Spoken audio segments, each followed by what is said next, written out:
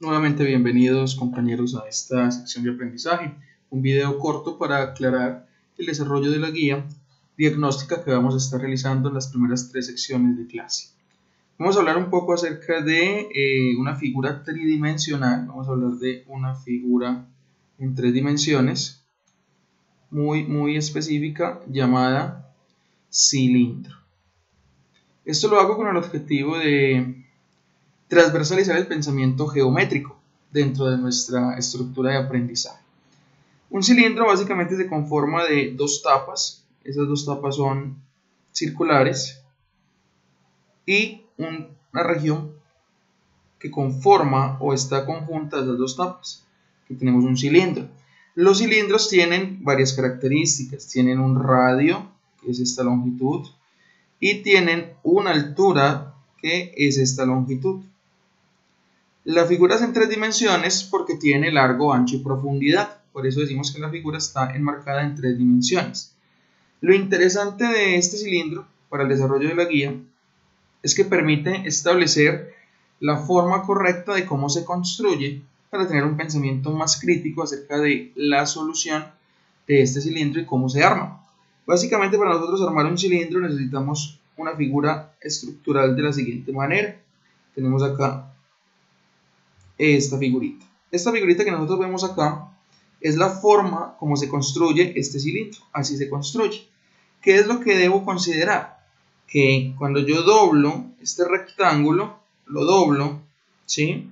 Me queda la forma cilíndrica y las 2 tapas. Este es el desarrollo plano. Es como si yo cogiera una cartulina, hiciera esta figurita con unas medidas consideradas y en la formación de esa figurita pues se me fuera a crear este cilindro, ¿sí? Eso hay que tenerlo muy en cuenta a la hora de desarrollar el conocimiento previo de este cilindro. El cilindro, al ser una figura tridimensional de 3 dimensiones, tiene características propias. Por ejemplo, tiene un área superficial,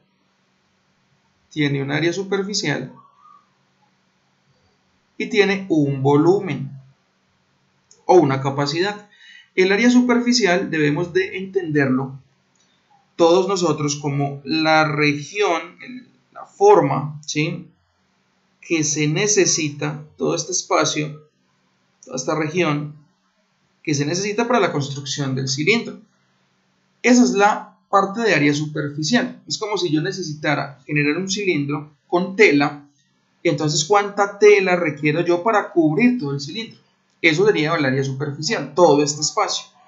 ¿Listo? Entonces esto sería más que todo una superficie que cubre el cilindro. Eso sería el área superficial, una superficie que cubre el cilindro.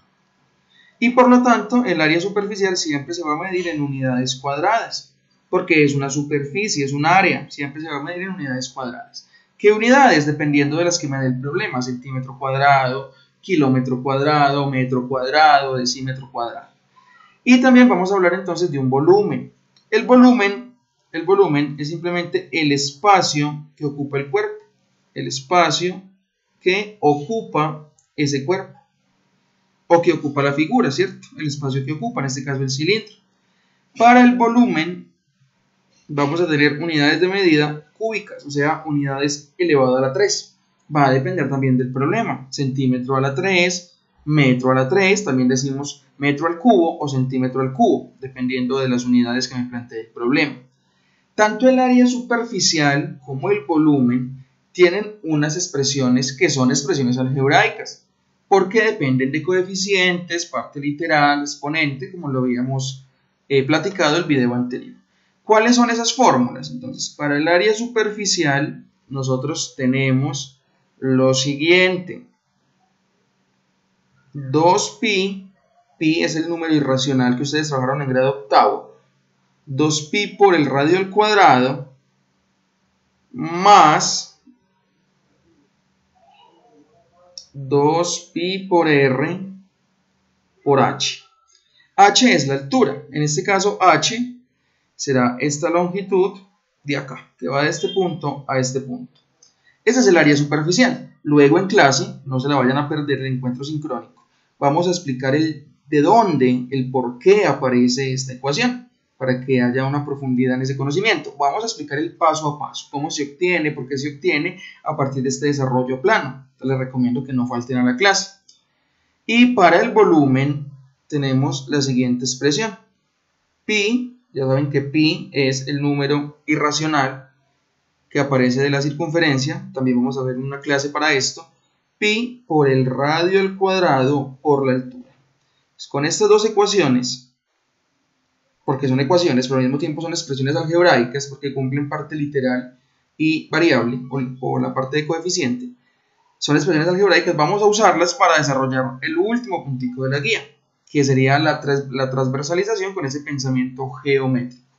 Quedo atento a todas sus dudas, por favor asistan a clase para que el conocimiento sea muy claro y tengan mucho apoyo de su aprendizaje. Éxitos, muchachos.